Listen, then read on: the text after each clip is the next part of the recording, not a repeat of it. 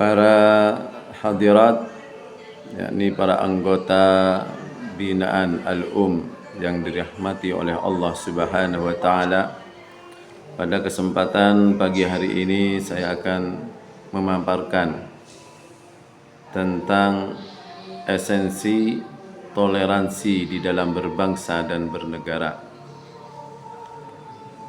Hakikat toleransi di dalam berbangsa dan bernegara adalah kemampuan dan komitmen warga negara untuk hidup berdampingan secara damai, saling menghargai dan saling menghormati di tengah keberagaman suku, agama, ras dan budaya serta pandangan hidup. Ini bukan sekedar pembiaran, melainkan pengakuan aktif akan hak asasi manusia orang lain untuk berbeda, yang bertujuan menjaga keharmonisan, kesatuan, dan mencegah konflik sosial.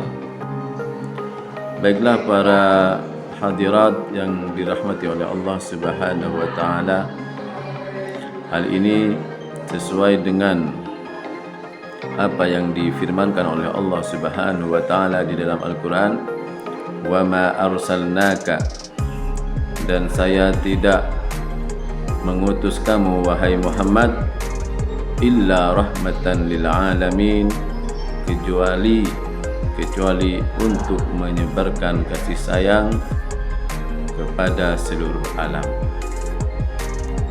Jadi toleransi itu merupakan bentuk dari rahmat kasih sayang kita sebagai hamba Allah. Tentunya sebagai makhluk itu pastinya dari bentuk fisik, bentuk non fisik itu akan selalu berbeda. Cuman kalau hal itu semuanya perbedaan yang ada di dalam diri kita itu kita niatkan untuk mendapatkan ridha Allah Subhanahu wa taala, maka tentunya hal itu akan melahirkan rasa saling menghormati, saling menghargai, saling mengasihani antara satu dengan yang lainnya untuk mendapatkan ridha Allah Subhanahu wa taala. Berikut adalah poin-poin penting mengenai hakikat toleransi dalam konteks berbangsa dan bernegara. Toleransi ini merupakan pilar keberagaman. Indonesia sebagai negara multikultural menjadikan toleransi sebagai kunci utama. Hal ini melibatkan penghormatan terhadap perbedaan agama, budaya, suku, pendapat, dan pilihan politik.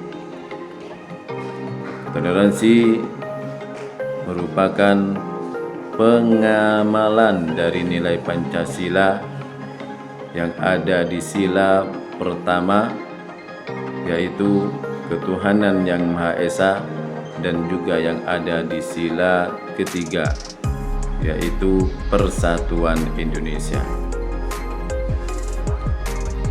Komitmen berbangsa tentunya di situ harus kita dasari dengan toleransi, menuntut seluruh komponen bangsa, pemerintah, masyarakat, dan peserta pemilu untuk menjunjung tinggi nilai kerukunan, khususnya dalam kehidupan berbangsa.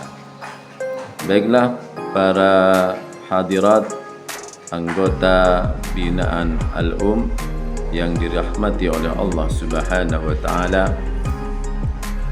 Salah satu contoh di dalam toleransi beragama seperti menghormati umat lain yang sedang beribadah dan tidak memaksakan agama kepada orang lain. Seperti yang difirmankan oleh Allah dalam Al-Qur'an, la ikraha fiddin, tidak ada paksaan di dalam beragama. Jadi kita sebagai umat Islam tentunya kita harus konsisten melaksanakan nilai-nilai agama yang ada di dalam agama kita pun juga kita harus menghargai, menghormati terhadap nilai-nilai agama orang lain. Kemudian salah satu contoh toleransi sosial budaya seperti menerima keberagaman adat istiadat dan suku bangsa tanpa merendahkan satu sama lain. Ini juga ada salah satu contoh ketika musim pemilu, yaitu di situ ada toleransi politik. Seperti apa toleransi politik?